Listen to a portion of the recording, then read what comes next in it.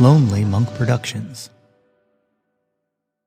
I don't know if y'all have heard Seeing Green by Nicki Minaj featuring Drake and Lil Wayne, but yo, that's my Jawn!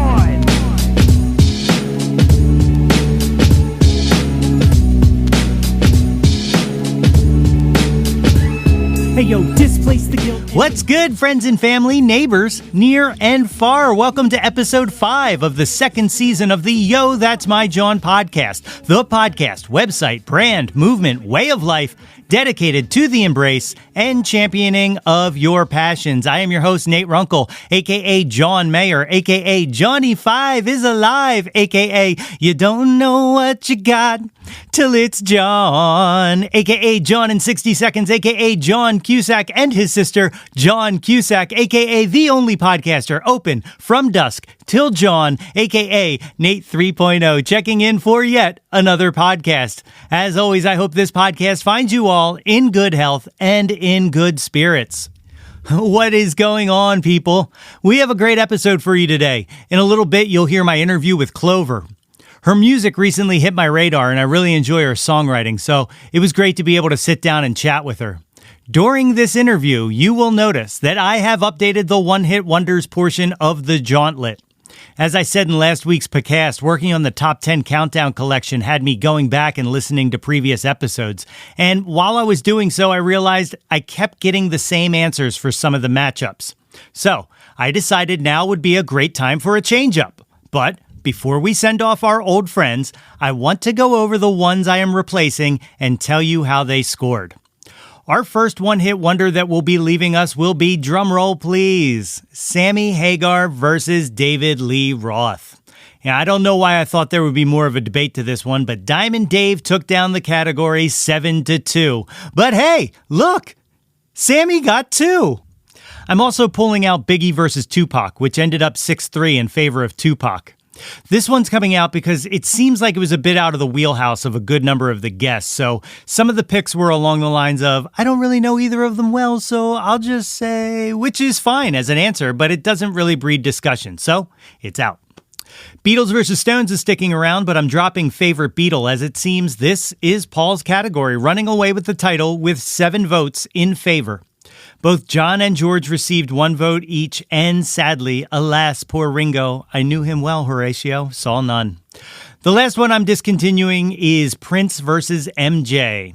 All 10 guests picked Prince as their choice, which is grounds enough for removing it, but I'm going to be honest with you. The stigma of the allegations against Michael Jackson lingers so heavy, and I honestly just don't feel comfortable keeping it in there anymore. So I'm taking away these 4 one-hit wonders and replacing them with 5 new ones.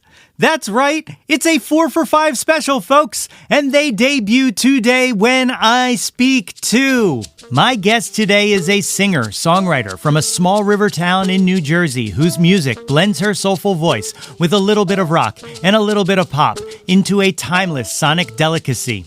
She has graced the stages of many of the New York staples such as Rockwood Music Hall, Pianos, and Pete's Candy Store, to name a few. After releasing her single This Love in early 2020, my guest decided to leave Brooklyn in the midst of the pandemic and busk her way across the country with one destination in mind, California, where she is currently residing for now. The music video for her latest single, Sunman, is now available on her YouTube channel, and the song available on Spotify and Apple Music. Folks, please join me in welcoming to the pod, CLOVER. And then we can get started. Ladies and gentlemen, I am joined today by the great CLOVER. Thank you for joining me here on the podcast.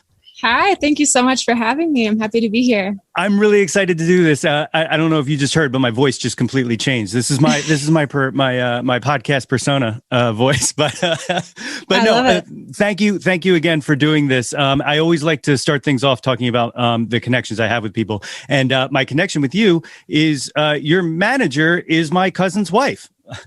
Apparently, yeah. It's such a small world. No, she had started sharing some clips of stuff when all that started rolling out, and I was like, wow, this is really fascinating music. So I'm like really excited to be able to get you here on this show. Oh, I'm so happy we had this connection. Yeah, it's great. It's, I mean, like sonically, like you make music that I love. So, so it's really great to have you. Tell me a little bit about growing up. Like, where did you grow up? I grew up in a small town called Lambertville, New Jersey. I don't know where do you live? Where are you from? I'm in right now. I'm currently in Ambler, PA. I grew up North Wales, always in the Philly burbs. So got it. Very familiar. Yeah. So I grew up in Lambertville and loved it. And then eventually spent some time in upstate New York and found myself in Brooklyn for a bit. But I spent a lot of time in Philly when I was living in Lambertville. Yeah. Oh, that's great. So when you're a kid, like what kind of music's playing around the house? What was like kind of your first memory of music? That's funny. My boyfriend just asked me that question this morning. Oh, really? Yeah. So my dad had an incredibly like eclectic taste in music. And I have this memory of him actually just playing noise. Like he had speakers throughout the entire house. We had speakers in the backyard. We had these like speakers that looked like rocks and blended into the backyard. And he would actually just play like, I don't know, he would call it noise, but it's just like sounds of like people like screaming or like metal, like people banging on metal. It was very strange for me as a child, but that's like one memory I have. Yeah. And then he also loved a lot of like dance. I feel like music you would hear in like the clubs in like Berlin or something. Okay. And he liked a lot of just international music. His music taste was very eclectic, like I said. And then my mom, she was super into like Joni Mitchell, Stevie Nicks. And like, I think that both of them definitely influenced me. I think my dad's side just made me super open to a lot of different types of music and very like experimental and willing to explore. And my mom's side of music was definitely more just like at the core of my being and who I am. So I'm really thankful for both sides. But yeah, that's the kind of music I grew up with. Yeah, I mean, it actually really makes sense because the songwriting core in there, and you know the emotional core of it, mixed with kind of the sonic build of noise and that kind of that's really fascinating. That's really interesting. So, when were you playing instruments at a young age, or did that come later? Or yeah, I remember when I was little, kind of like running around the house, pretending that I was Annie, like the orphan Annie from the musical Annie. I was obsessed with that. And also the sound of music. So I was singing from a really young age. And then when I was 5 or 6, I started playing the piano. Okay. And my first performance, I think was when I was 6 years old. And I played Lady Madonna and sang at the school talent show. So that was really the beginning of it for me at 6. That's awesome. So with the Annie and Sound of Music background, did you do any musical theater or any theater growing up? I actually didn't because I was also super into sports. I played a lot of sports. And as much as I loved singing, it kind of like, I always wanted to be in musicals, but the opportunity was never there. So it kind of had to be a separate thing. I'm actually, I think it was last year, I started recording demos for a musical that will be happening at some point. So I'm hoping, once COVID is over, maybe I can actually be a part of that musical. And that would be my first time. Yeah. That is really cool. Yeah. That's like one of my little, the whole premise of this podcast and this website and everything that I've kind of done on this That's My Jawn brand has been the idea of displacing the guilt and embracing the pleasure, because I just don't believe in guilty pleasures. But for lack of a better term, one of my guilty pleasures is musical theater. Like I am really, really super into musicals, but that is really cool. So you're working on the kind of the demos of the music, or is someone doing the book, the book, or are you doing that as well? So it's someone who actually the owner, he used to own Murray's Cheese, which is like this huge cheese company in New York City. And he sold that company and then was like, I want to write a musical. So he wrote this musical called Soho High. And it's super cool. The character that I recorded the demos for, her name is Angel. Okay. And from what I understand, although I haven't read the musical in its entirety, it's kind of based in like the AA rooms in New York City back in maybe like the 80s. Okay. And so all of the characters met in AA, and they're, singing about their life. And so my character, I sang, I think, maybe 4 songs of hers. And because of COVID, the musical has not been happening, but the demos were to hopefully, get that ball rolling. So that when it does happen, that is so cool. Mm-hmm. All right. So you perform Lady Madonna in school. You said you were playing sports. What was your main sport drive there? What was your game? Well, the sport that stuck with me is basketball. I still play basketball very often. I'm obsessed. But I played softball. I played field hockey. Yeah, softball, field hockey, basketball. And then actually I did 1 year of lacrosse. Okay. No, that's cool. And I did 1 year of lacrosse with Nicole, actually, in high school. Oh, really? Mm-hmm. Small world. Yeah. That is cool. So, you're starting to play piano at 6 and stuff like that. When do you start kind of creating your own songs? When does it become your thing? Well, I think there was this interesting moment actually at 6 years old after that performance that I did, where I just started bawling my eyes out at 6 years old. Like, I did the performance, I started bawling my eyes out, like ran to my mom. And yes, I'm young, so I think I was probably a little bit overwhelmed, but I also felt this, just like, this is it. This is like my fullest self at 6 years old. I'm like, this is like, what is everyone else doing? Why are you not doing this? This feels like amazing, So I think I knew there was more to music for me. But it wasn't until middle school that I started writing. And my parents were going through a divorce. There was complicated family dynamics. And I think I started writing poetry, and then it just morphed into song because, I was playing piano and singing and writing poems. And I was like, what will happen if I put them together? Yeah. And when that first happened, my songs were like 10 minutes long. They're like, it was just like me rambling, singing, really like working through emotions. And I think it was also in middle school that I was introduced to Regina Spektor. Have you heard of her? Oh my God, yes. Yeah. And I would say she is the reason that I became a songwriter. Really? Yeah.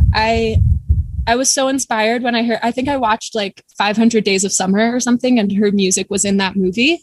And I didn't know who she was, but after, there were 2 songs in the movie that I was like, oh my God, I'm obsessed with those. What is that? Looked it up, and both of them were hers. And she's just so quirky. She's not afraid. She does she makes weird sounds in her songs. And I felt actually, just thinking about with my dad and my mom and the types of music they played, I think that she was a really beautiful combination of the two.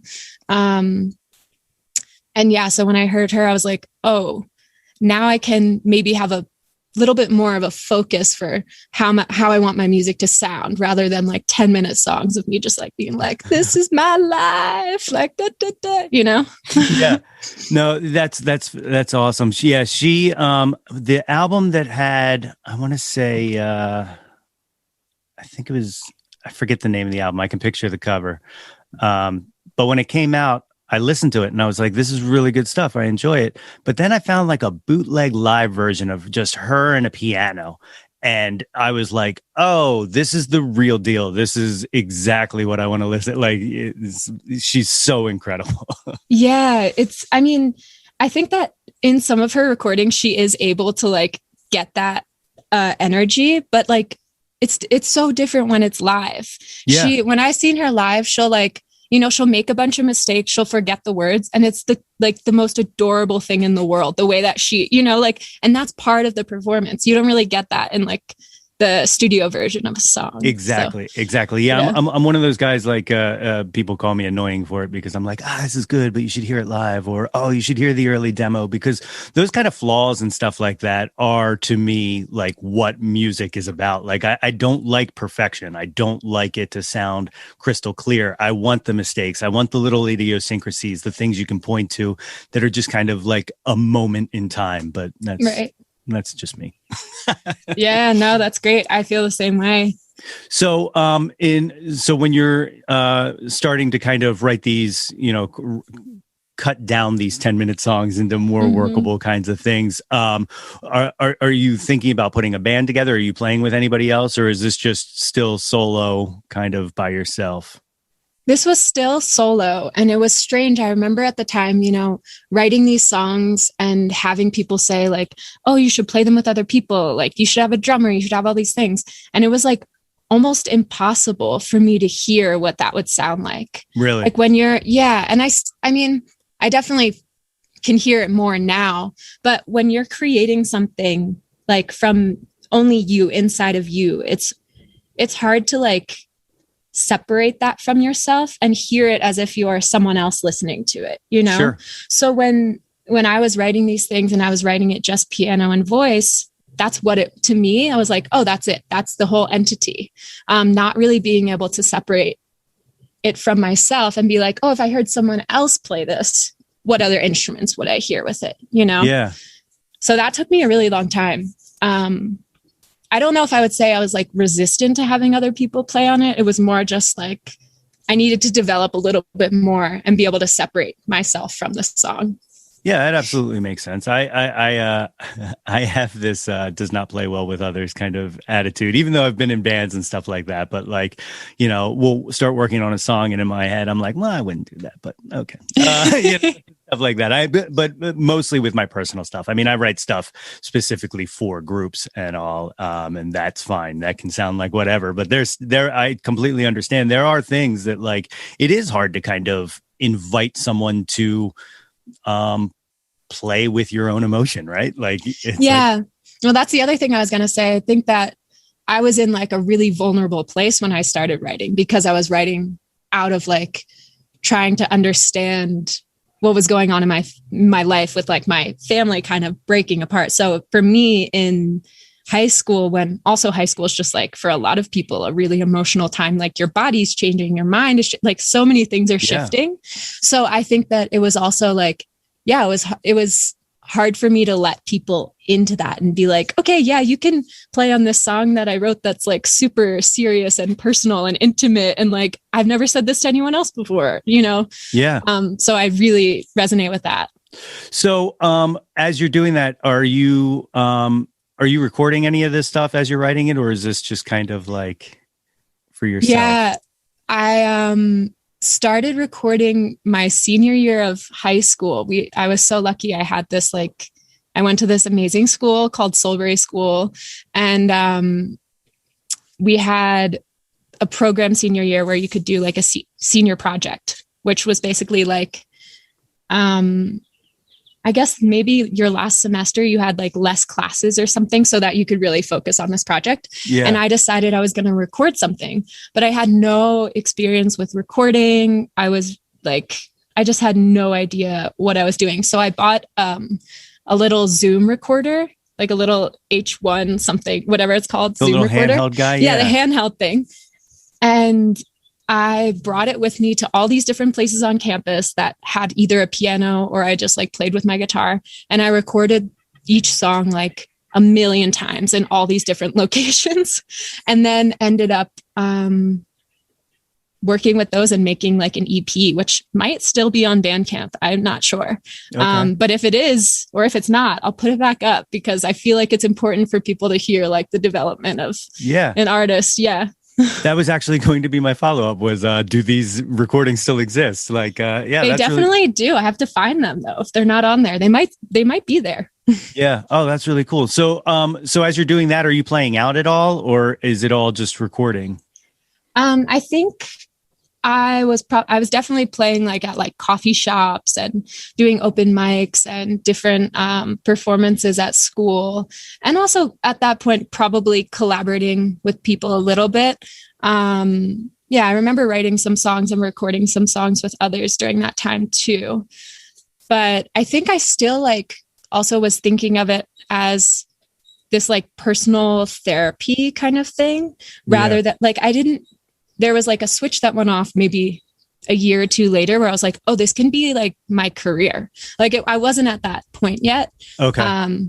So playing out was definitely more just like open mics, coffee shop kind of thing at that point. Yeah. Yeah. Can you pinpoint what the switch was? What?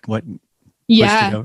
So after I graduated from high school, I went to Bard College in upstate New York. And I was planning on doing like a double major in music and psychology because I was hoping to become a music therapist. Okay. And yeah, that made sense to me, like with my interests and everything that I had been through. And so my first year, I studied music and psychology. And then I remember talking to a professor at like a school that actually had a music therapy program. And I asked them, do I need to be like doing a double major in these things? Like, how does it work once I go to grad school? And they were like, well, you actually only need to major in one of them, music or psychology. Okay. Yeah. And then once you get to grad school, they kind of, you'll put them together. And then I was like, oh, well, if that's the case, then like, why don't I just do music and like see what that's really like, give myself the time. And then they'll come together later and that's fine. And then of course, like 3 years of doing music, I'm like, okay, I'm in love with this. I love performing. Music therapy is amazing, but I can always go to grad school, like whenever I want. So that was my realization when I was like, I can do music as my life. Yeah, that's really awesome that like, you used music to kind of heal during that high school time and all that. And then to want to do that, that's really awesome. This season I had, I don't know if you're familiar with Ben Arnold. He was on here.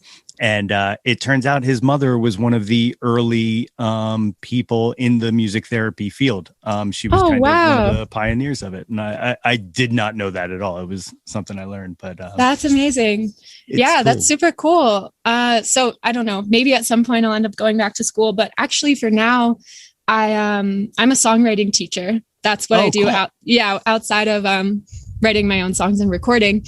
And I actually have started my own program called Solstice Songwriting, which is where I work with people on songwriting and mindfulness. So it's not music therapy, but it is kind of learning how to use music as a tool in tandem with mindfulness activities like meditation or sound healing and sound meditations and stuff like that. So I created my own kind of world of that. You did it. Yeah. You achieved it. Mm-hmm. So you start, you said you were playing some open mic nights and stuff like that, some coffee houses. You go away to school. When do you start doing kind of shows, like actually playing shows? I think I did a few in college, but was still like, I think my biggest shows then were like weddings, trying to make some money and also play. And then it was when I moved to Brooklyn, right after graduating, that I was like, okay, this is what you do, a musician. You move to Brooklyn and then you play the shows. And so that's what I'm going to do. And that was a pretty exciting time, starting to do that. And, going to the places that I had heard about for so long or had been to. Maybe not actually, because I think you probably had to be 21 and I wasn't at before. But like places that I had heard of for, that were really reputable, like New York City venues, and be like, okay, now I get to play there.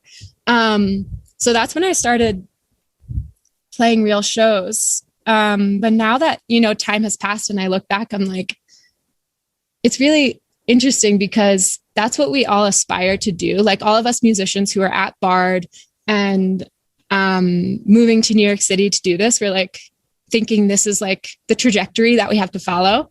And now with COVID, it's given me space. I'm not in New York City right now. Yeah. I realized that it wasn't actually as fun or enjoyable as like we thought it was going to be. Yeah.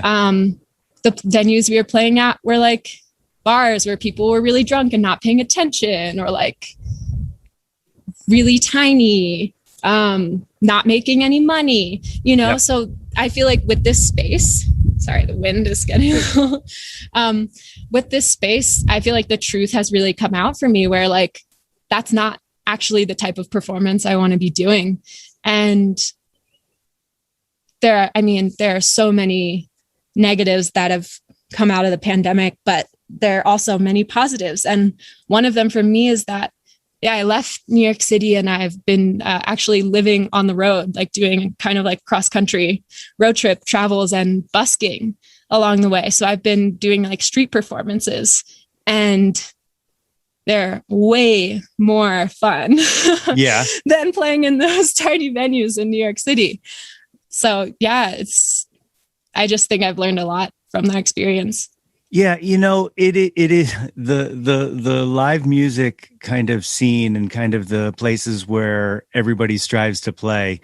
Really, I can see how it would at some point get to be fulfilling, but those early days, like I stopped playing original music out just because I couldn't play for another 4-person audience, like, that wasn't paying attention, Right. Whereas, like you said, with the pandemic, I mean, like streaming and doing this podcast and stuff like that, I'm actually reaching more people than I've ever reached in my life.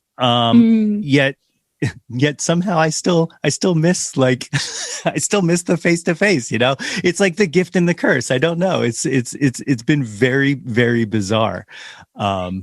Making this adaptation, adaptation, is that the word I'm looking at? It's there somewhere. Yeah, I know what you mean. But yeah, so okay, so you just mentioned that you've started busking. You were busking across the U.S. Like, what kind of? I'm sure there's 50 million stories you could tell, but like, what kind of stands out as like the pinnacle of doing that kind of trip? Oh gosh. So wait, is the question what caused me to do this trip? Or are you asking about oh, okay. Yeah. Yeah. So like something had to happen that made you go, this is. Yeah. So after I left Brooklyn last year in June, I believe, and I actually left and went and lived in upstate New York in a tent for a few months, living on a friend's property and like working in their house and then living in the tent. And then, it was going to get too cold to continue living in the tent. So there was this moment of like, do I go back to Brooklyn or do I do something else? And what is that something else? All of my lessons had gone virtual, so I could technically do them from anywhere. And that was very freeing for me. And a friend of mine had mentioned like, oh, why don't you do a road trip? Like, I'm going to go to California. You should drive out to California. And when I first heard that, like, I was very excited, but I also just shot it down. I was like, no, that's impossible. I can't do that. I have to be responsible and do what, I don't know, like all the things that I used to be doing that we can't do anymore, So I had this thing in my head of like, is it really not possible? Why am I afraid?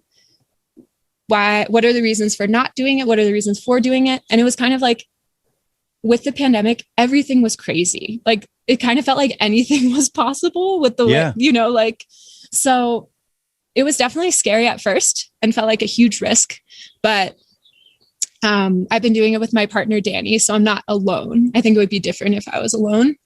And we started I remember saying that we would be back on the East Coast in April. It's now May and we're definitely not back and we're still have plans to go other places. So I think that it was also kind of like, we needed to go see how it felt. And then there was always the possibility to go back, but now that we've been doing it, it doesn't feel crazy anymore. It feels very possible. There are definitely some moments where I'm like, this is a lot, like to not have a real home and to be moving to like a new place every few weeks and not know what it's going to be like. Yeah. But I think I just needed to jump. And once I jumped, I was like, this is totally for me. And now I'm like, okay, let's go international. Let's bust, I'm like bigger. Absolutely. Sky's the limit. So what kind of, what chooses where the next destination is? Like, are you just kind of following the wind, or are there places you had in mind where you're like, all right, at some point we have to stop here. At some point we have to check out this. Yeah, we definitely have those at some points. But a lot of it is going with the wind. Like we actually got offered an artist residency in Topanga, California. That was supposed to happen this month. And that kind of like changed our plans completely. We were like, we have to take this opportunity if someone throws it out there. Yeah. And then it actually fell through a week before it was supposed to happen. So there's a lot of just like being trusting that you'll have a place to sleep.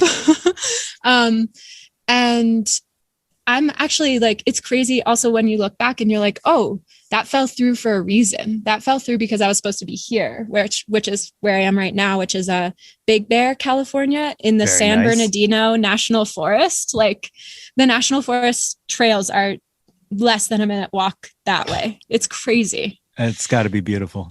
Yeah. And I had never even thought, this was not on the list, I had never thought about this place or heard about it before. So, yeah, there's a lot of going with the wind. And then there are like, okay, we want to go to Zion National Park. We want to go to Grand Canyon, like kind of like national park things are in our mind. Yeah. And then also with busking, we also keep that in mind. And we're like, where are good places to busk? So we're planning on going to Portland soon to kind of get a little bit more of a city vibe, see some more people and busk there. But other than that, it's been very much like our main final destination on the West Coast was this place called Ojai, California.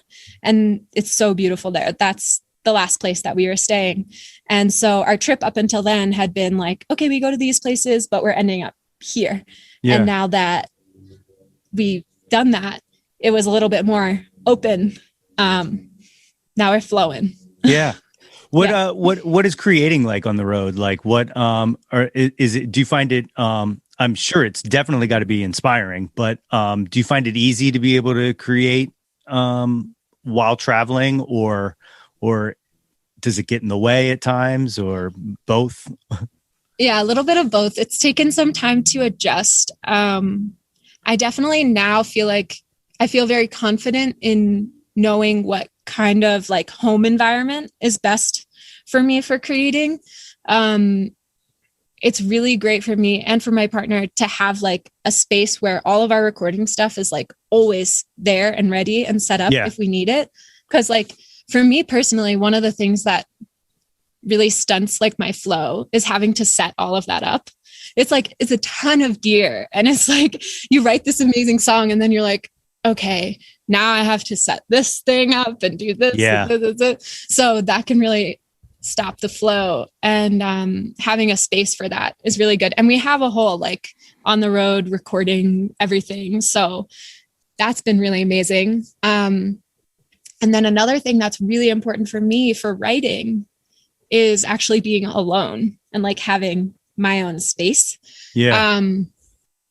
So that can be a little bit challenging sometimes, because the last place that we were living, we were actually staying with some friends. So there were like 1, 2, 3, 4, 5.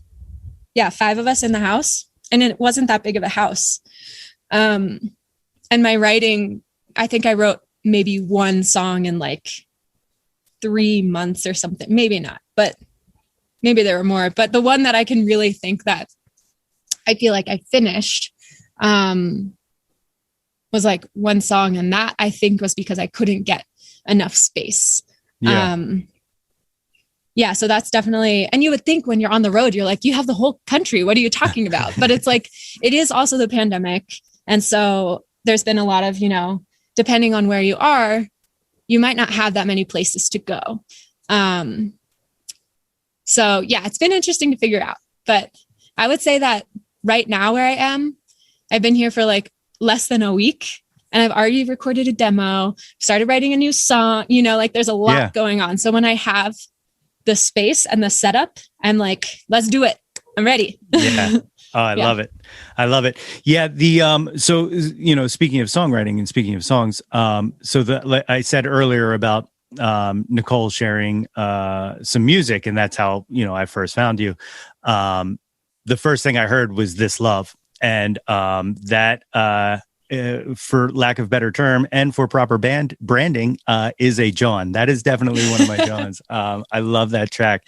Tell me a little bit about kind of the creation of that, and not just the song, but also the video. Like one of the things, the other things that I really appreciate about you musically and as a performer is that you seem to appreciate the music video as an art form as I do. And it's really fascinating to watch kind of both to kind of listen to the song, watch the video, and just see art. I don't know, like it's not around much anymore. You know, you don't find it as much. And I'm glad that you're kind of carrying that.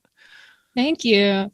Yeah, I didn't even, think before writing songs, I didn't even think too much about the creation of a music video. But now every time I write a song, I'm thinking visually about what the video could look like or how I could express what I'm trying to say in video form or in image form. Yeah. Now it's becoming, while I'm writing, it's even in my mind. So with This Love, the song came, I think, a year before the video, pretty much. The video came much later. But I think that was meant to be, because like the idea for the video came to mind during quarantine. And I just thought, like, what's a way that I could bring people together and give the song even like an even bigger meaning? Because when I wrote the song, it was mostly like a love song, it was mostly about a relationship that I was having with one person. But then I realized, no, this could be so much more. Like, it's not just about me and that one person. It's about like one person and what does love mean to them? Like, I love drinking my coffee every morning, I love going for a walk in the national forest. There are all these things that if you really stop and like appreciate them, you can also see that there is like a relationship and a love there. And I think that having that space, and like during quarantine, it was so apparent, because I felt like the little things were so special, like getting to take that walk or like, having the little things were so special during quarantine. And I wanted to bring that awareness to others, because I know it was like a really difficult time. So that's how the idea for the music video was birthed. And then I thought, like, how can I not only show that to people, but like connect people? Yeah. So that was where the idea of like collaborating and getting people to send in videos came from. Yeah. I think you summed it up perfectly. It's almost like it unlocked the song, it was like almost like the missing key, and it did, it opened it up. It's a really beautiful song. I was trying to do a supplement to this podcast. This is just kind of some behind the scene things. But I was trying to do a supplement to this podcast where every week I was going to release a music podcast that was just, because I'm also a DJ, so it was also just like a playlist curated by me, and I had put This Love on the first weekend jam is what it was called. Thank you. But the podcast company provider that I use shut the entire episode down for licensing, so no way. Yeah so well, thank you for telling me. So just know that it was there when it came out. But that's so funny. I've been trying to work around, like, I think I might just post like Spotify playlists to kind of fill that void. But yeah, it's a fantastic song. And then you did a Christmas song. You did "Is Christmas Still Alive?" Are you a Christmas music fan? Because I talked about this in an earlier podcast, but I hated Christmas music for a good period of time because I worked in a mall and I worked retail, and you hear the same songs over and over again. But then I realized I just hate certain songs. But my appreciation for Christmas music has exploded, and it's gone completely the other direction. So I will eat up any Christmas song. How did that come about? Well, I feel like it's similar for me, where when I was younger, I loved Christmas music. And then there was this phase of like, I'm hearing the same songs I heard when I was younger. And it's like 10 years later, why is this happening? But I really do appreciate Christmas music, because I think that it brings in like the the thick of winter. It brings this light. And it also, everyone knows the song, so everyone can sing along. It brings people together. I love Christmas music because of that. I think that this song came about, actually, Nicole asked me, she was like, do you want to cover a Christmas song for the holidays? And I thought like, yeah, of course I'll do something. And then when I was listening, it was similar to what I just said, where I'm like, these are all the same songs that I've been listening to for years. Like I could sing one of them, or I could just write my own and sing one that no one's ever heard before. And again, I know I keep like bringing up the pandemic, but it's like, obviously it's a big thing. So with that, Christmas this year was also very different than it's usually been for a lot of people. And even though I wasn't necessarily away from my family because of the pandemic stuff, I was very physically in a different space. So for Christmas, around that time when I was writing, I was in Colorado and New Mexico. And this was also my first time not being on the East Coast for Christmas, where it's like there's snow and there, it's very Christmassy there. Not so much in the middle of the desert. Although it's weird because the day that I wanted to record the music video for Is Christmas Still Alive, or maybe it was the day before, it snowed. Really? In the desert. Yeah, in New Mexico. So I was like, wait a second, this is exactly what I was not writing about. And I can't do a music video with the snow in the desert. It's funny. So that song, is about kind of being isolated during Christmas and during the holiday season, and then also being in a different climate than I was used to for the holidays. It's really great. It's really great. And I think one of the things that really struck me is, even as it starts, and it makes sense that you appreciate Christmas music as much as I do, because it feels like a Christmas song, even though it is asking, a tough pandemic kind of distance kind of question, it still feels like Christmas. Like it just, I don't know, Christmas has a feeling, and it definitely, you succeeded. So thank you. Yeah, I really, when working on the production of the song, I was like, I want to use those like classic Christmas sounds, like the bells, or I want to incorporate those into the song. And this is actually a good example of when you were asking about like being creative on the road. This song I wrote and started recording in just like a few hours. And I remember like recording the vocals, I was just like kind of like whatever the word is. What's the word? I don't know. I was like sitting like this. Yeah, now I'm second and guessing. like just like holding a mic, that sounds good, kind of recording. And when we got to the next place we were staying and I went to revisit the song again, I tried to re-record the vocals. And I was like, they just don't sound as good as the first ones, where I was just like, so I kept those, and that's what I used for the song.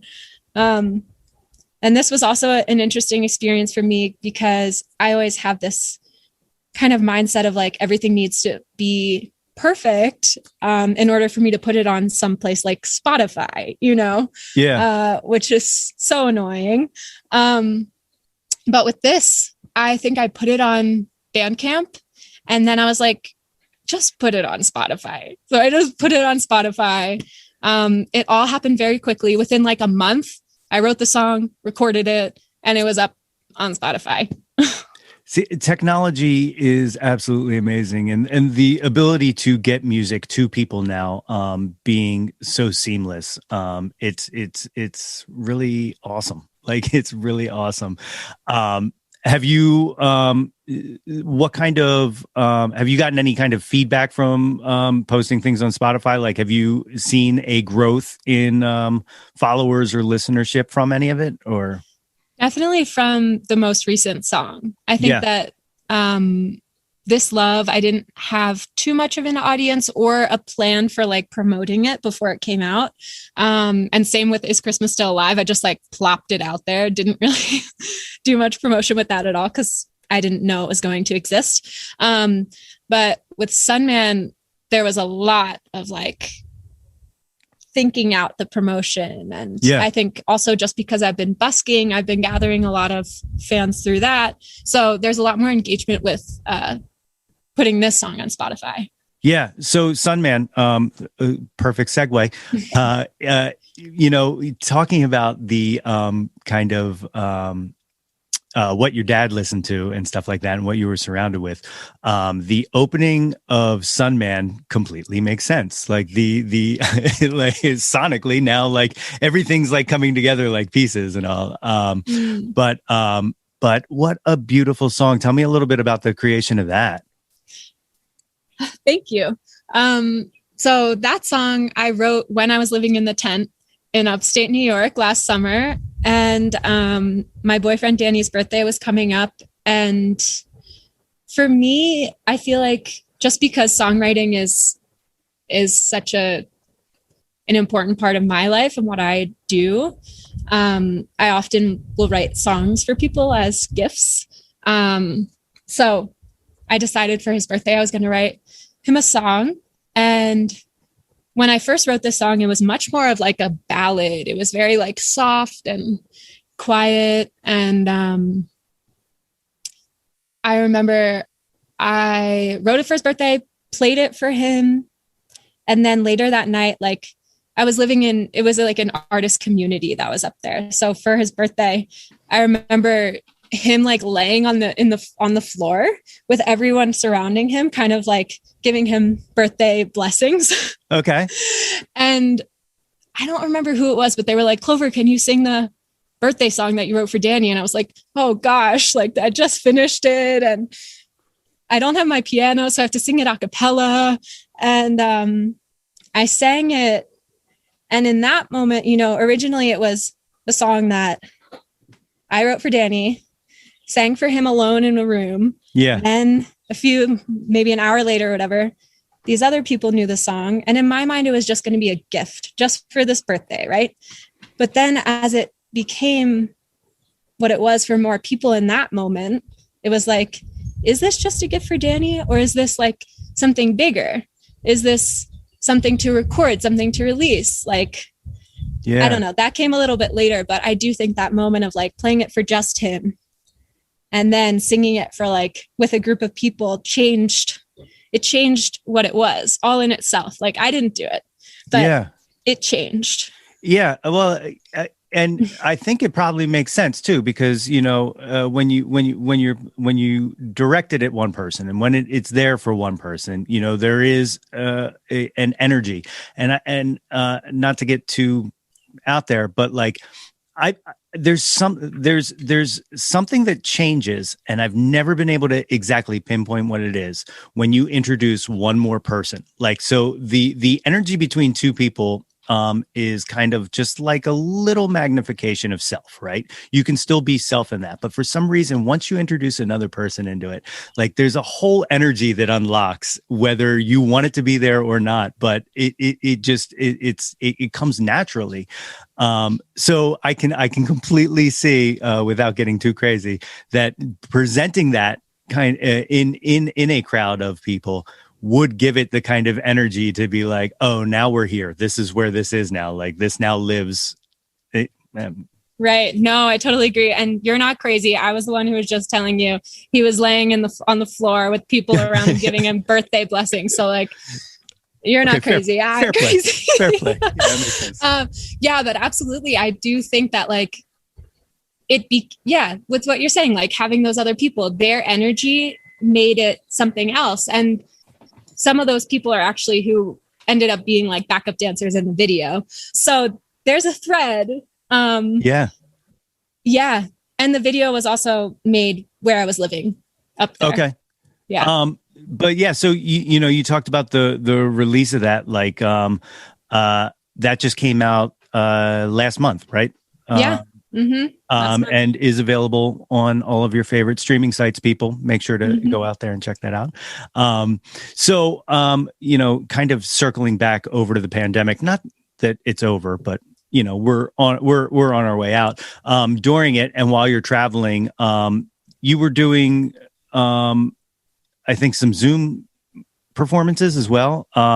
what kind of what kind of feedback and what kind of feeling were you getting from that? Like I said earlier, I find it weird to play streaming. Just I've done a bunch in the past year, and I'm never going to get used to it. But could you connect? Could you find a way to connect through doing those? Yeah, it's super weird doing it, like pouring your heart out, playing a song, and then silence. Yeah, it's like, it's. I think it's a really interesting exercise for musicians because you have to be super confident. You have to, like, if you're going to play something for a bunch of people on a screen and then hear nothing, that you're automatically going to feel like these feelings of like, oh, what do they think? How does it sound? All those things. Yeah. And you're the only person who can decide that, like, yeah. So it's a really interesting exercise. But the way that I feel like I've been able to connect with people most is doing it through Zoom, so that you, like, if you do it on Instagram, you can't see their faces. So doing it through Zoom, and then also having a little, like, hangout after, so you can talk, and that feels really good. That's awesome. So, how frequently were you doing those? I don't think I did them too often. I did a few for, like, random events that people asked me to do them for. I would say maybe I've only done like 5 or 6 in total. Instagram lives, though, sometimes I'll just, like, turn it on when I'm doing something random. So that's a little bit different. But the most recent one that I did was actually a Soulbury alumni event. So cool. The high school that I went to, they asked me to perform, and that was really cool, actually, because there were other younger Soulbury alumni who I had never met before who performed too, and it was just cool to kind of, like, connect with musicians through doing that, and then also whoever's watching. Yeah, sure. So, are these are single releases? Are you working on an album currently? Is there a or do you find albums to be antiquated at this point? Like, do you believe in the album, or? I believe in the album. Yeah. And I want to make an album so badly, and I feel like I'm, in order to get the listening, like, the response that I would like, I feel like I need a bigger audience. Okay. So I do plan on making an album at some point, but there's this artist I really love. His name is Jordan Rakai, and he has a Patreon, and I was a member of his Patreon for a little bit. I was learning, like, some production things from him, and in one of his videos, he said, it doesn't make sense to, like, making an album takes so much time, so much effort, so much of your, like, physical and mental capacity. And it doesn't make sense to put all that work in for no one to listen to it or no one to engage with it. And although, like, that's a little bit sad, because I feel like artists should be able to create however they want to. Sure. I do feel like I know just from recording how much time and effort it does take. And I feel like I'm waiting for the right time to put that amount of effort in, when hopefully there are more ears to listen to it, Yeah, absolutely. Absolutely. Yeah, it's weird, it kind of goes into I have this theory about how, a lot of people will release an album, right? And then it'll blow up, and then the second album comes out and everyone goes, oh, it was good, but it wasn't, and it's usually because it was rushed, right? So, like, it's usually like, all right, we need a follow-up, and the follow-up needs to come now. But I think about those first albums of a lot of bands, and a lot of times, their best songs kind of appear on them. And I think it's because, like you said, these are songs that they have taken their time with, before creating this album. These songs have existed. So it's almost like your first album is almost like a greatest hits, it's everything that I've worked towards is this. And I'm doing it, before it becomes okay, what's next? Right. So I think taking your time makes absolute sense. And I 100% am behind that. That's interesting, though. I never thought about it like that. That makes so much sense with, like, the first album kind of being a band's greatest hits. It's like, it does make a lot of sense. Especially if you're like one of those old kind of I don't even know if they exist anymore, but one of those bands who, has played like bars for and small clubs and small local venues and stuff like that for years. And then they get that major label deal. Do these things even exist? Sometimes I start to have these conversations and I'm like, am I talking about something from 20 years ago? I don't know. But anyway, but yes, my point. No, I hear you. It's so weird, and I think that's one of the things that, really kind of is exciting to watch, though, is this kind of change in release and change in music. I joke that albums are antiquated. I don't think they are, but they aren't necessary anymore, right? Like it's not, you don't have to have it to be able to build that following, to be able to build the thing. So right, yeah. So actually, a new approach that I'm taking, just because of what I was talking about before, where I feel like something that will go on Spotify needs to be like perfect and all tied up in a bow. I've now decided to start posting demos that I work on SoundCloud, and I just am finishing up the first one. It'll probably be done today. Cool. Yeah. So that's going to be my way of kind of like just getting more things out there to hopefully build that audience, or just like have more music out there so that I can take my time and spend more time on the like finished products while still getting things out there for people to listen to. Yeah. And I think that's one of the things, now again, I'm new to all of this coming through, but one of the things that I've noticed is that I feel like you're very good at building content. Like you have really great content beyond the music, but like kind of curating, content to really, I hate using the word content too. I know, content. I hate that word too. Like I'm sitting here, I'm like, it's not fucking content, man. It's actual, I know. Art and stuff like that. But I know what you mean. For lack of better word, I apologize for it. I didn't make it. But no, like on your YouTube channel, you have a lot of good covers up there. You got a lot of, I like the branding. I like now I'm using some other words that I hate, but I'm sorry. It's not me. It's the new world. I'm not used to it. I know. Okay, so at this time, I would like to introduce you to the Jawntlet. These are questions that I ask every guest, and you are the lucky recipient to be on the receiving end of the revised one-hit wonders. Some of these, so the last full episode I just did is a collection of my first 10 guests doing all of the top 10 countdown, which we'll get to next. But in doing so, I've been researching, and I put an Excel sheet together because I'm a data nerd, of everybody's answers. And a bunch of these one-hit wonders, clearly every single person had the same answer for. So I wanted to revise them. I wanted to switch it up. I wanted to make it fresh. So you are going to be the first person to get a few of these questions. Some of these are carryovers, but these are all new, which is just a lot of words to say. Are you ready for the one-hit wonders? I'm so ready. Let's do it. All right. One-hit wonder number one, Billy Joel or Elton John? Ooh. Elton John. Yeah. As a piano player, do you might have a different appreciation, but do you think that this question makes sense? Is I guess what I'm asking. Yeah. I do think it makes sense. And I actually think it's a tricky one. Yeah.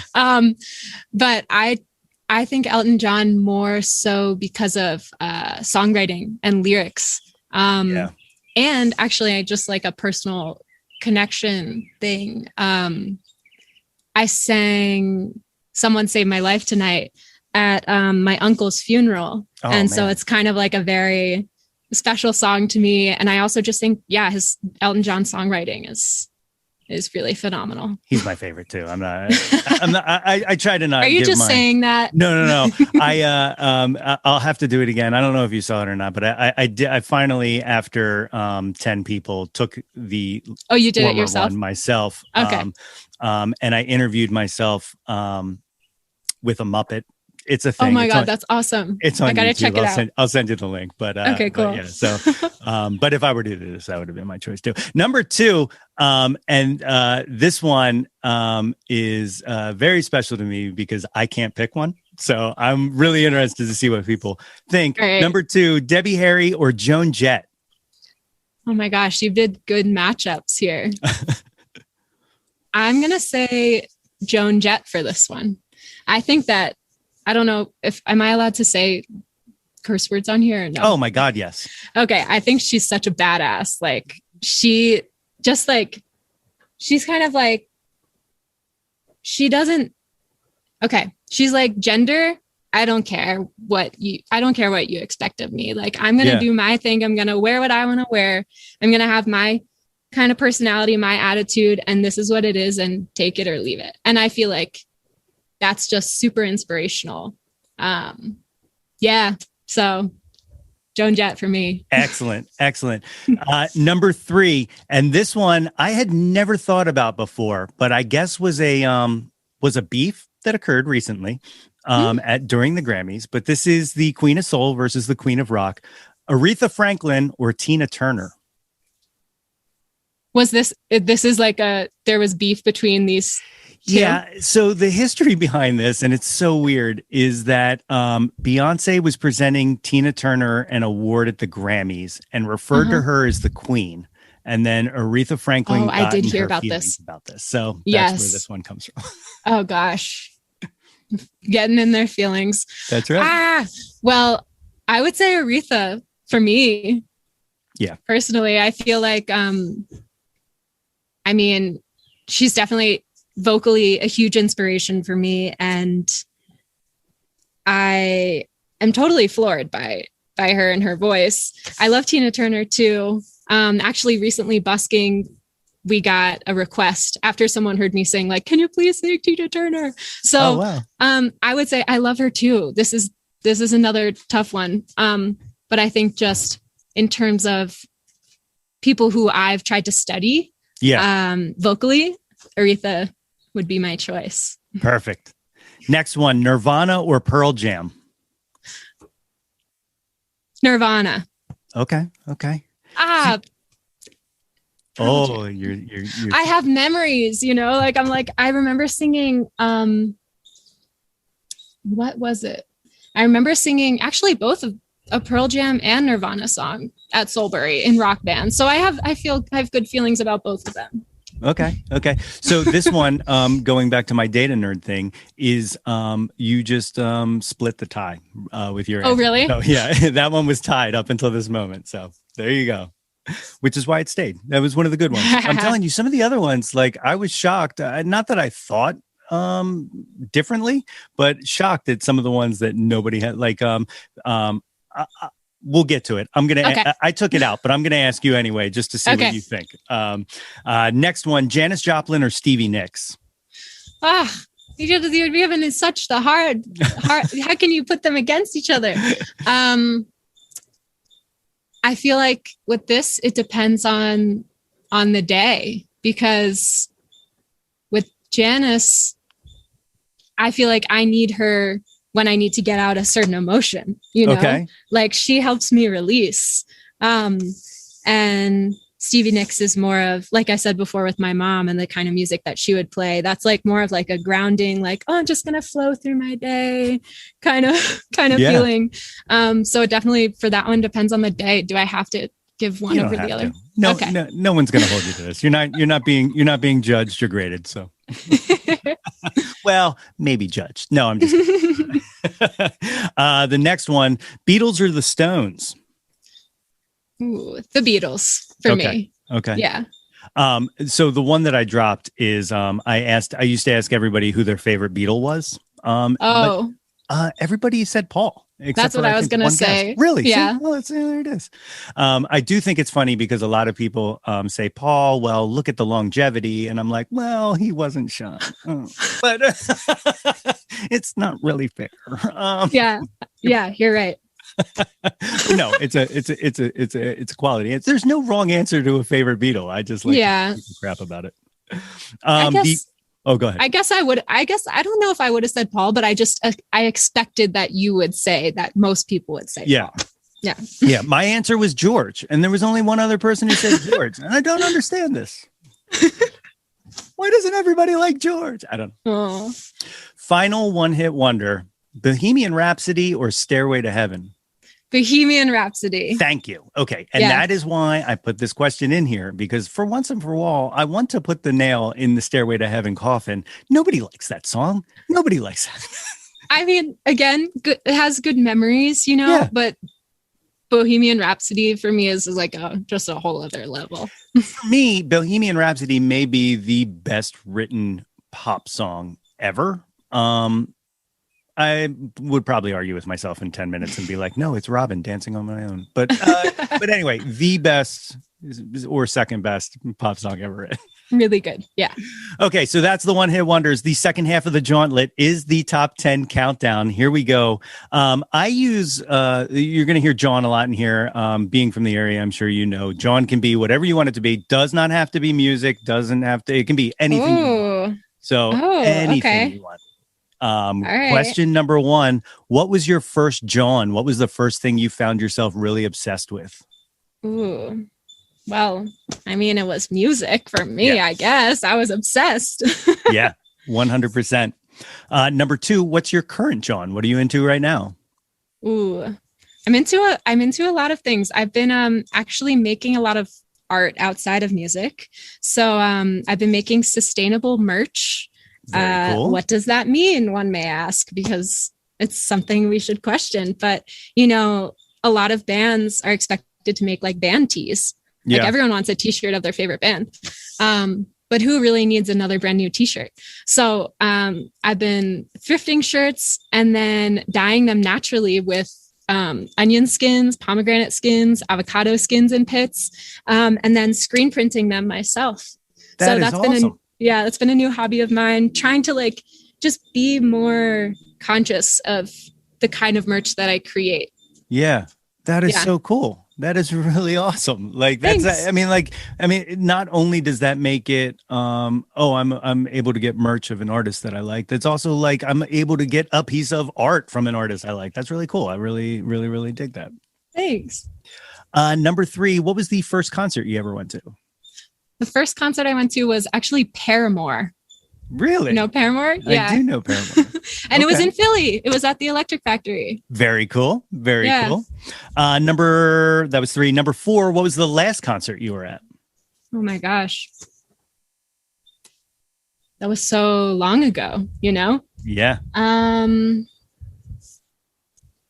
I don't know. The last concert that I was at was probably some show in New York City. There's this really fun bar called Bar Lunatico. Okay. And they have a lot of jazz there. So the last musical thing before the pandemic that I probably went to was a show there. Okay.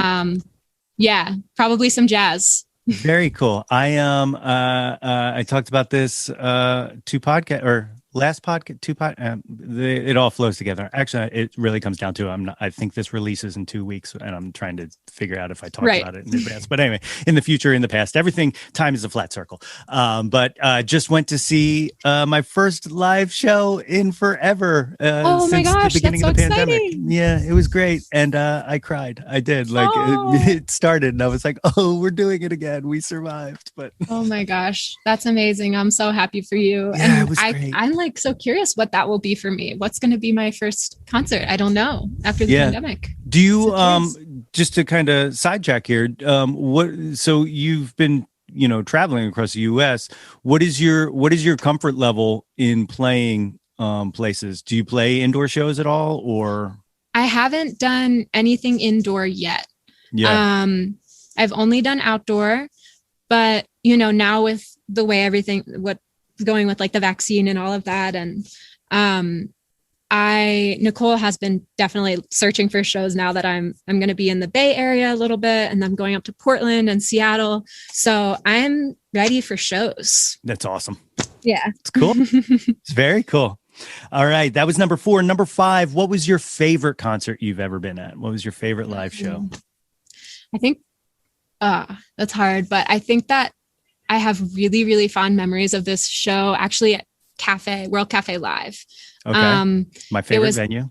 Alan Stone. I don't know if you know him, but he's like, I think he's from Washington State, and he's a really funny, like he's super goofy. I think he grew up in a really religious home. Okay. And not that he's not religious anymore, but he probably strayed a little bit away from that and found this music that he's like soul, funk, R&B, pop. And he's super goofy. Like I remember in his show, he was like singing and playing. And then all of a sudden he accidentally like spit when he was singing. And then he stopped the song. He was like, oh, I'm so sorry, everyone. Did anyone see that huge ball of spit that just came out of my mouth? And then he just like goes back to playing, you know, my God. So he's like an amazing person to see live. You know, this is another example. Like if you're listening to a studio recording, you wouldn't hear that. You wouldn't know that like piece of his personality. That's right. But yeah, he's one of my favorite people to see live. Definitely. Awesome. I will have to look some of that up. That's really cool. I'll send you something. Excellent. Yeah. World Cafe Live. That's my favorite venue in this area. Like the sound is perfect. There's not a bad seat. It's just a place. And I saw, it's a great place. I saw Brian Wilson perform there, and I was like right up against the stage, and I'm like, oh my gosh, nice. Goddamn Beach Boy in front of me. Number 6, who have you never seen live that you always wanted to? They can be alive or dead. Well, I wish I could have seen Queen. That would have been pretty cool. Very good answer. Very good answer. Number 7, name an unappreciated Jawn. Name something that you wish had more shine to it, something more people were into. Maybe, I don't know. I think just because of being on this road trip and seeing a lot of different parts of the country and spending a lot of time in nature. Yeah. I don't think that people don't appreciate nature or like see it as something beautiful, but I think I wish that more people would, I guess, spend more time in nature and not like we have a lot of fear. So like, you know, I'll go into the woods and there's like mountain lions or like snakes and all these things. And when we live in cities and don't spend time there, we kind of like picture this thing of like, oh, there's so much to be afraid of, or like we're not able to really find that peace within ourselves to fully enjoy it. So I guess I would say something like that, just like deep appreciation for nature and really spending time in it and not seeing it as like an other, but seeing it as we are a part of it. Beautiful answer. Beautiful answer. I love it. Number 8, what is your favorite album of all time?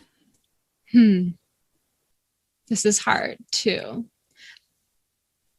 I want to say, I don't know why this is coming to mind right now, but the Sufjan Stevens album, Illinois,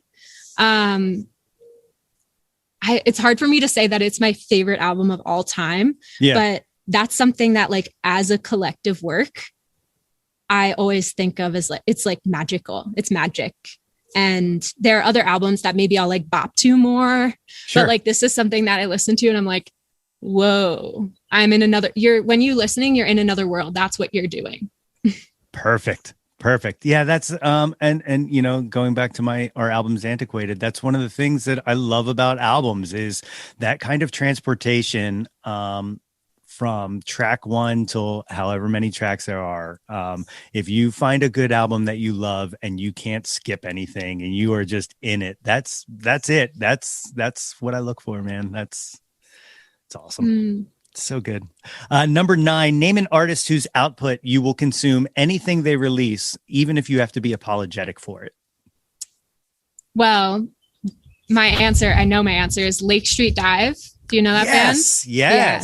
I will consume anything they put out and have not yet had to have been apologetic for it. That's definitely and I don't true. really see that happening with them, but yeah. They're my favorite band, hands down. They are so good. I remember I was at work one day and I was playing just a Spotify playlist I had of a bunch. And I think 3 times a coworker came over to me and he was like, who's on right now? And I'm like, it's Lake Street Dive. And he's like, oh, they're really good. I'll have to look them up. And then like 5 minutes later, he comes back over and he's like, now who's this? I was like, same band. I was like, and it happened like 3 times. He was like, okay, yeah, I guess I'm a fan. And I was like, yes, you are. Welcome. That's awesome. Oh, so good. The 10th and final question of the top 10 countdown. Are you ready? I think I'm ready. What is your favorite Jawn of all time? Again, can be anything you want it to be. Okay. My favorite Jawn of all time is Freedom. I like it. And I say that again, based on my experience with this road trip and making the decision to leave what I'm familiar with to jump into the unknown. I wouldn't be able to do that without my freedom. And sometimes I take away my own freedom by saying, no, that's not possible, or that's too scary, or whatever. And I'm realizing something that I've really been focusing on with this trip is like making sure that I have full freedom and that I'm not shoving that down or pushing it aside out of fear. So that's going to be my answer. That's a beautiful answer, and it's one of the things, I really do kind of respect, and, I'm sure you're still struggling and fighting with it as you talk about doubt, a little bit of the self-doubt and all. But your embrace of kind of why, I want to say why not? Like, so, you're saying you're doubting yourself on, I can't do that. But your embrace of answering that with, well, why can't I? Why can't I do that? And it's a really fantastic thing. So if anybody listening to this show would like to find some more information out about you, what's the best way to locate you on the internet or on social media? There are many ways. One of them is on Instagram. I'm at Clover on the Mic. You can also find me on my website, cloveronthemic.com. On YouTube, if you search any of my songs that you find on Spotify, which you can all find through my Instagram, that's usually like the easiest place to go. Yeah. And there are so many other links out there. I say just go to Instagram at Clover on the Mic, and you'll find the rest of them there. Perfect. So what's next? What do you what do you have on the pipeline? What do you other than traveling the US? I have 2 other songs that have been recorded that will hopefully come out before the end of this year. And like I said, I'm going to be putting up a lot of new demos on SoundCloud. So I really hope that, people start listening. I would love feedback. This is kind of like a space where I want it to be a little bit more like, what do you like of these sounds? What more do you want to hear? So that I can kind of gather the data. I like data too. And then work from there to create the next few songs that come out. It's really awesome. It's fascinating that you have grown from somewhere where you were making music for yourself that you didn't want to bring anybody else in to a point where you are now uploading demos and asking for critiques and asking for information. That is awesome. Thank you. Well, thank you so much for doing this. You got anything you want to say to these people before we end this conversation? Well, I just want to say this has been amazing. I didn't know what to expect when coming into this conversation, and now I feel super full for the rest of my day. So thank you so much. And thank you to everyone who's listening. I hope you all have a beautiful day. How awesome. My thanks again to Clover for joining me here on the podcast. Be sure to visit www.cloveronthemic.com for updates and links to her social media. And check out her newest single, Sunman, available on all music streaming sites and YouTube. If you have not already, what the shit? Go subscribe to the podcast on all your favorite podcast providers and share it with your peeps. Go. We'll wait. Did you do it? For real? Okay, thank you. Now, if you want to meet the challenge of the day, pick yourself up by your bootstraps and earn yourself that super awesome Jawn Scout Merit Badge for Citizenship of the World by rating and reviewing us like the queen or king or queen that you are. Don't forget to visit www.yothat'smyjawn.com and like us on Facebook at facebook.com/yothat'smyjawn for updates and live streams. Follow us on Instagram and Twitter at YoThat'sMyJawn and find Yo That's My Jawn on YouTube for all kinds of video blessings, including the brand new Jawn of the Day. Like and subscribe the heck out of that ish. We want to hear from you. Reach out, and touch some Jawn. Hell yeah, episode 5. We now ask that you please remain seated with your seatbelt fastened until the captain turns off the fasten seatbelt sign. On behalf of Yo That's My Jawn and the entire crew, I'd like to thank you for joining us on this trip, and we are looking forward to seeing you on board again in the near future. Join me next week for an all-new special edition podcast featuring our first returning guest, Blue Skies. Until next time, everybody! Hey yo, displace the guilt and embrace the pleasure. Your taste in music doesn't have to be measured. Yo That's My Jawn is a Lonely Monk production written and produced by yours truly, Nate Runkle. Theme song by Phil Tyler Music featuring Nate 3.0. Special thanks to Fox Run Brands, DX Ferris, Andrew Scott, Natalie Runkle, and the incredibly brilliant and wickedly stunning Katie Daubney. If you or anyone you know has any ideas they would like to share or any guests they would like to hear on the podcast, please feel free to reach out to us at yothat'smyjawn@gmail.com. Or you can leave an audio message for us and possibly hear yourself on a future episode by visiting anchor.fm/ytmj/message. Until next time, be sure to displace the guilt and embrace the pleasure and shout to the world, yo, that's my Jawn.